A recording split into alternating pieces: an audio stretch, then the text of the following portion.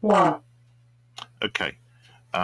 Just seen this. Top women doctors lose out in NHS pay stakes. Oh God, this keeps on rumbling on, rumbling on.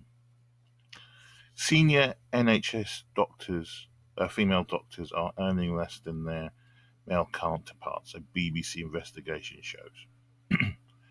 Of the top 100 earning consultants in England, just 5 are women, despite more than a third of the workforce being female. The top paid man earned nearly 740,000, 2.5 times that of the top woman. So what? On average, full-time women consultants earn nearly 14,000 a year less than a man, a gap of 12%. And again, so fucking what? I mean, if guys, all right, let's keep talk because it comes. We'll see all the things that are coming out from this. Senior female doctors describe the findings as disappointing. So when the BBC does this, it then goes and talks to especially these female doctors, and pisses them off and riles them up, and to do what? To do what? Some senior female doctors described the findings as disappointing and said it showed more needs to be done to tackle the gender pay gap in medicine. Okay. 95 of 2017 highest paid NHS consultants are men and 5 are women. So, uh, it's funny. This is one of the high paying jobs where women are pissed that if they're dominating, if the students that are coming out are literally now more female doctors, because men are starting to stop going to university. Men are saying university is a load of shit. That's why you see 60% of university students are women, and 40% are men. Men are not going to the high valued men are not going to university. They're saying no. I'm not going to spend all this money when I could actually become an entrepreneur and earn myself millions of pounds, be self-employed, not have to work with people I don't want to work with, set up my own business, then you know, etc., etc. So the men who are not going to university, there's many reasons, but one of the prime reasons is that they want to spend 4 years in university and come with especially in America and in UK, have 30,000-40,000 pounds bill on their back, where they then have to go to work um, to try and eventually get rid of this bill. Um, we see the information here. I don't really care. It, if you've got a guy who's the top earning is 739,000. He may be the best doctor. He may be a brain surgeon, or I don't know what he's doing. But the same thing with when the BBC, with the presenters, that stupid witch Carrie, whatever her name was, saying that these guys are getting paid more. But when you actually break down all the information, for instance, Joe Sopel, who I think he was getting 299,000. He used to be a controller in the BBC. He had a number of senior jobs in the BBC, so that's the reason why he was getting paid. And also, I think he's considerably old. I think he's about in his 50s, coming up with 58, maybe older, 59. And so he's had senior jobs. So when he moves from one job to another, they don't drop your wage because of that. Your wage stays as it is. And so now I think he did some presenting on frontline presenting, but he's actually in America, which apparently is much more stressful in comparison to being a China correspondent because of the restrictions and nonsense that go on in China. It's all these things can be explained. The trouble is, the feminists are not interested in explanation. What they want to see, for instance, this guy who's getting 730,000. They want to see this woman, the so-called best female consultant. They want to see her, who's earning 281,000, get the same pay, 230 odd thousand, and they would be happy if she was getting more. They would be happy if she was getting more, because to them that's equality. When women are getting more money than men, to them that's when they class that as equality. Look at the women's tennis. The women's Wimbledon tennis, women play 3 sets, they get $1 million. Men play 5 sets, they get $1 million.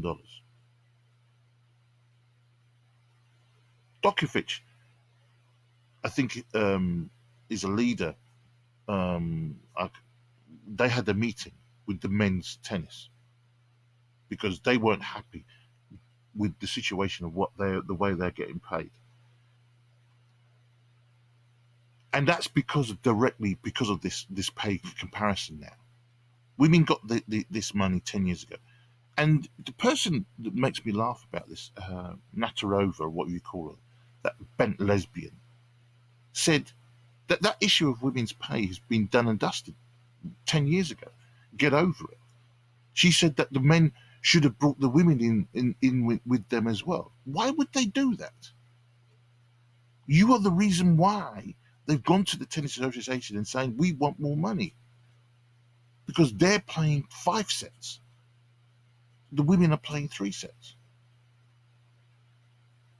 The women don't have, this is an example when women have no embarrassment, no shame. They're playing 3 sets. The men are playing 5. They get the same money. It doesn't make sense. If a woman does 10,000 meters and a man does 10,000 meters, okay, in the Olympics, the woman will get a gold if she wins. The man will get a gold if he wins in the men's or the women's. But all this research from the BBC is showing is that yes, they are right. Look, let's keep on reading because I'm just pontificating. But the figures were obtained by the BBC following requests to individual health trusts, the government, and NHS Digital. The top earning male consultant in England earned 739,000 in 2016-17. The best paid woman got 281,000 by comparison. Do we know where they are as consultants? They didn't show that. They just said, "Oh, she's the top earner," but what field? They don't show us which field of who is earning what.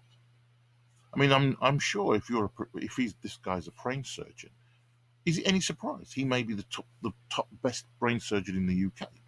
If this was a woman who was if this woman who was 280,000 is a top brain surgeon, depending on her experience, how long she's been in the NHS, are there many women going into that section?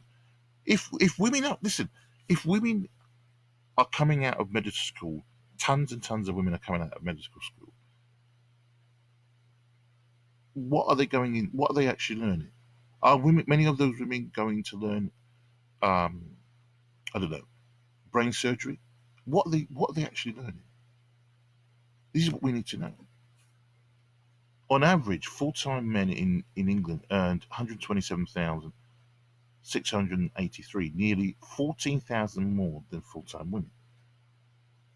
When you strip out overtime and bonuses and just look at basic pay, there was nearly £1,500 in difference. Okay, let's look at that. Is there a difference based on the experience? See, when you start as a new junior doctor, male or female, you're going to get a certain wage. Then, depending on when you graduate, where you go, you might become a general GP, you might become a consultant, or whatever. I mean, if that 1,500 difference that needs to be eradicated. Totally agree. Whatever is causing that £1,500, when we're stripping it down to basic pay, needs to be removed. But not just for the sake of removing it. There must be a reason why that 1,000. Now, if it's due to discrimination, it's got to be removed. If it's due to qualification, the position of where of these particular women are in comparison to the men, then if that's the difference of 1,500, then it's there to stay, and you cannot interfere with that if it's legitimate. So the way that this is being written, when you strip out basic overtime and bonuses and just look at the basic pay, there was nearly £1,500 difference, as if something is going on. That I don't like. Why wasn't more investigation done on that? The reason there wasn't. They didn't do the investigation. They just saw there's a difference. What is the difference? Have you bothered drilling down to see where the difference is? If it's due to discrimination, female deliberate, fine, then that needs to be got rid of. If it's due to the differences in qualification, experience, then there's not much you can do about that. 6.5 times as many women, 6.5 times as many men as women in England and Wales get the top platinum award bonuses, worth 77,000 a year. So what? In Northern Ireland, the gap between men and women's gross earnings was over 8,000. So what? Some doctors the BBC spoke to said some of the differences was probably down to the fact that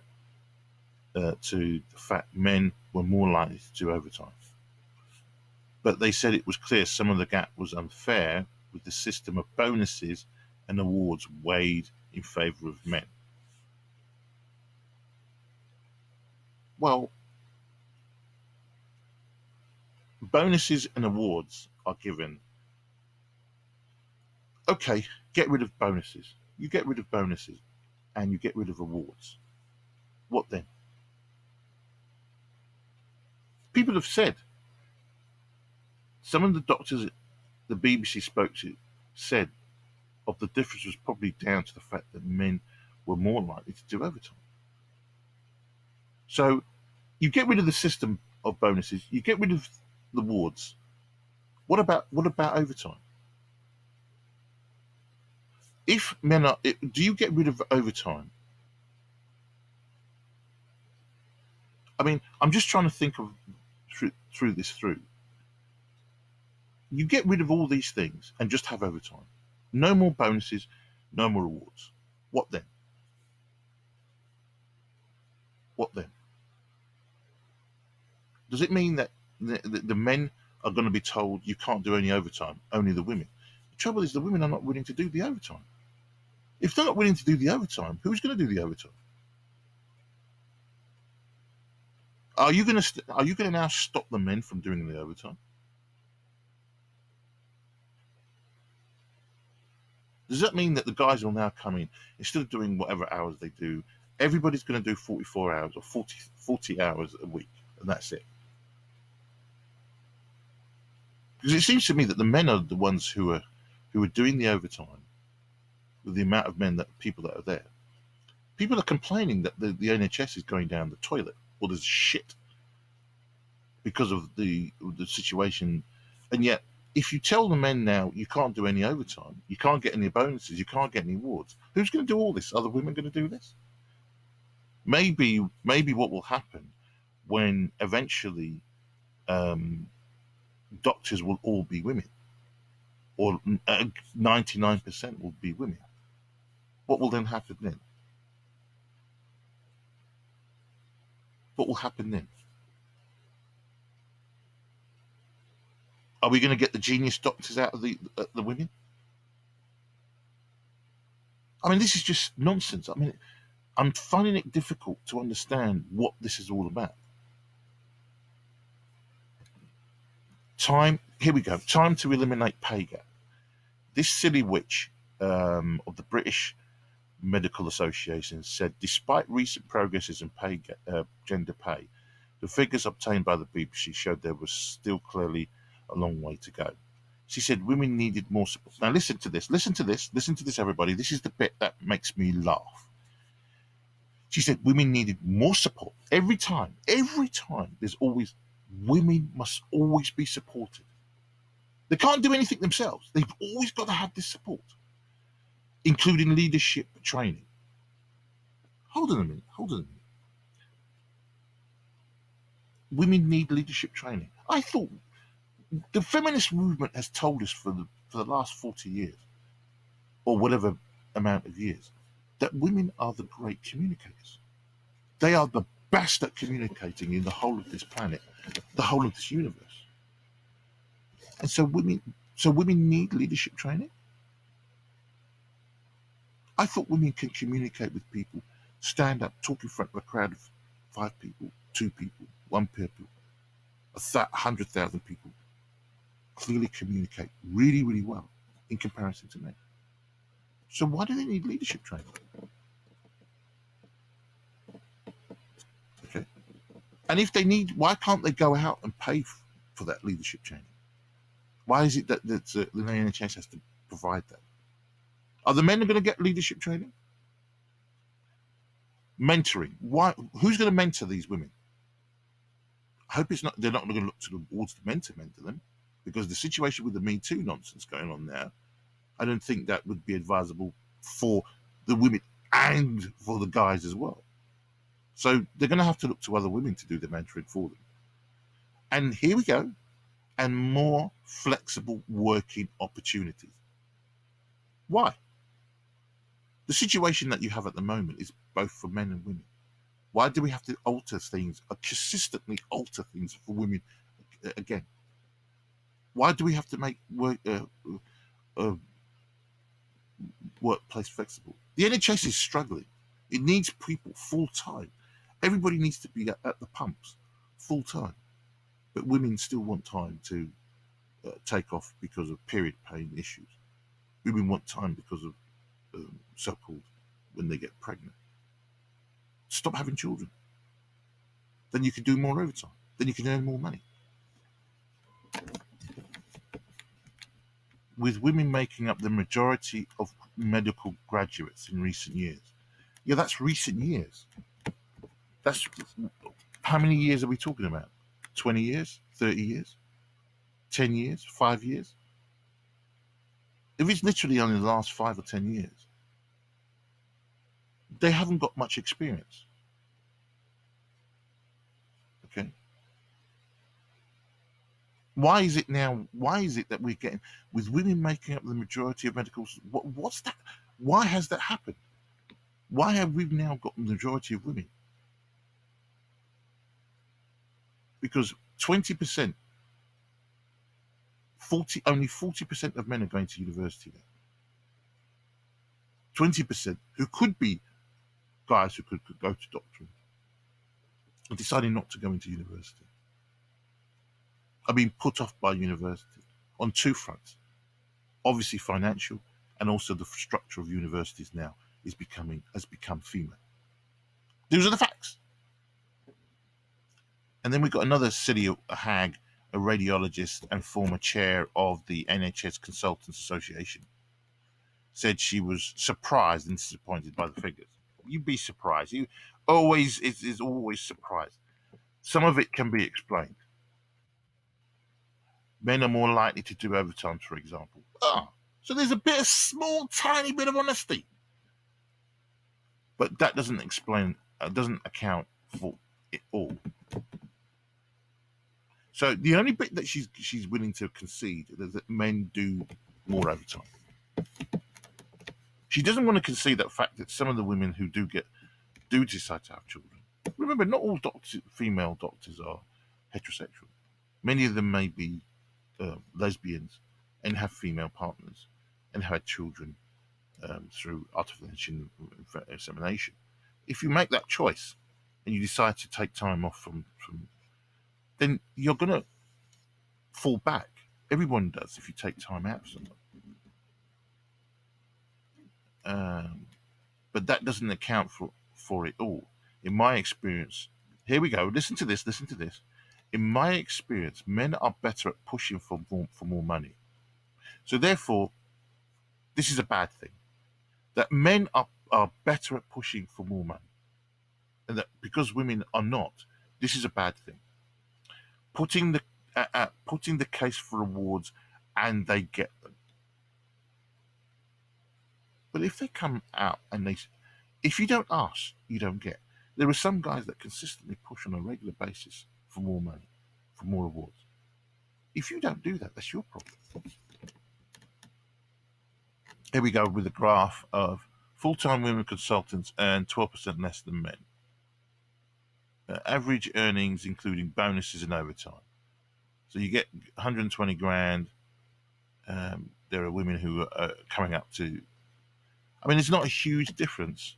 They're saying 12%. You know, but that 12% could include the fact that men do overtime, the fact that some women are, if they're a family, have a family and they have children, and you know, what do you expect? They're going to do less overtime. They're not going to want to do the overtime. They have a different life life balance. I'm telling you now, people need to be very, especially men. You men, you don't realize, especially the chucks and the simps, think that these women are for your. They're not. These women here are not looking out for you. They're not. They don't like you. They like the fact that you're, especially the chucks and the feminarts, the manginas and male feminists are with them because they get to use them as and say, look, these guys fully understand us as women, and we are being badly treated by the male patriarchy. A woman who's getting over 100 grand as a male consultant, as a female consultant, and you could push for more. But if you're not willing to do the overtime, the men are willing to do the overtime, then the problem is down to you. You've got to be willing to do the overtime. Yeah, this is just pure nonsense. Then we've got this other, um, the Medical Women's Federation agreed. Of course they always agree because they always see themselves as victims. We need to do more to support women. Here we go. Every time, why do we need to do more to support women? Why are women not supporting themselves? They're adults. Support yourselves. The men are doing it. Why are the women not doing it? They often fall behind when they have children. There we go, and have to take time off. Right. So there's a solution there already. Don't have children. Just don't have children. Don't get married. Just be a woman doctor. Go full time. Don't have any children, and then you can go about your business. I mean, if you're a lesbian and you've got a female partner, and then either one or both of you, or one decide, or you as the doctor decides, I'm going to have a child because you're feeling that maternal, and then you go and get artificially inseminated. What then? You've made a decision to have a child because you have the ability to have a child. What's the problem? This is just nonsense. Honestly, it really is. By the time they get to the point where overtime is available or the awards are being handed out, they find themselves behind men. It's a serious problem, not our problem. If the men are available, you see, what people are not willing to accept that men are the best working machine. They are the best at working machine to work. They've shown that down history for the last 200, 300, 400,000 years. They are the best. at doing work, both physical and intellectual. Men don't have all the emotional baggage. They get on with the process of doing the work, and then they expect to be rewarded for that work.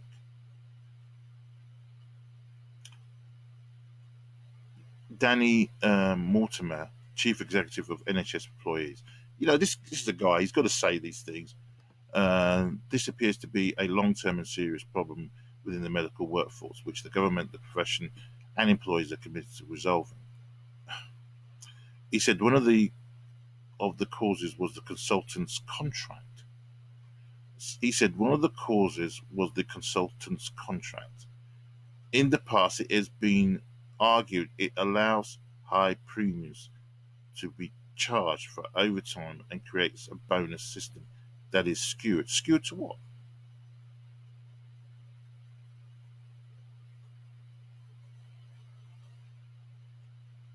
I mean, um, both the women and the men are on the same playing field, surely. How is it skewed? If the women are not willing to go and ask for more pay, okay, and if it's a contract, I mean, if the men are going in and asking for more pay and bonuses, but the women are not, I find that extraordinary. I thought women were supposed to be the greatest communicators on the planet, the best communicators on the planet. That women are so good at communicating, but evidently on this they're not. They're not. It shows, or maybe just some of these women they're not very good communicators, even though they've got degrees and whatever. Um, the government and the BMA are currently in negotiating about the future of the contract. So now they need to get rid of this contract because it's supposedly harming women. Remove this contract, and if women start getting paid, not equally but more than men, once that happens, then the problem will be um, resolved. The Department of Health and Social Care said, "We are committed to ensuring that our hard-working doctors are rewarded fairly and equally for their work." Yeah, of course. Nobody says, regardless of gender, and have commissioned an independent report alongside the medical profession to examine exactly how that can be achieved. So, what they want to do, get this report done, and then see the ways that they can give women more money without them having to work any harder. Exactly the same way as the women in Wimbledon get exactly the same money as the men. Listen to this. We are committed to ensuring that our hard-working doctors are rewarded fairly and equally for their work. Just like in Wimbledon, the women are paid equally and fairly with the men while playing 3 sets, and the men play 5 sets. That is that is the definition of gender equality. When women are able to, in the future, do less work but get the same pay as men. So even though this consultant who's getting over 700,000 may be working like a billy goat every single day, 7 days a week, 6 days a week, or working a good proportion of the amount of time, it doesn't matter. It doesn't matter. He's getting double this other one who's 200,000, who may be working 4 or 5 days a week, coming in, popping out, coming in, popping out. Whereas this other guy might be doing, I don't know, all the hours that literally a constant God sends, putting his line, his health on the line. But it doesn't matter. The reason why women live longer than men is not because women have anything inherently more. I don't, it's men work themselves to the ground. Men work very, very hard. And women don't want men to have these rewards. They want them stripped back. But they still want them to work hard, but they just want them to get paid the same as women. who are working less. The same example in Wimbledon. Wimbledon are playing 3 sets, the men are playing 5 sets. Both men and women get paid £1 million each. That is the definition of gender equality. It's as simple as that. That's what the feminist movement wants. They want women to be able to be flexible, do less work, but get the same pay as men. The Western world is going to hell in a handbasket. It's as simple as that. And it's being pushed there by the feminist movement. Um, it's as simple and as pure as that. Anyway, I've had my say, I've had enough. Goodbye.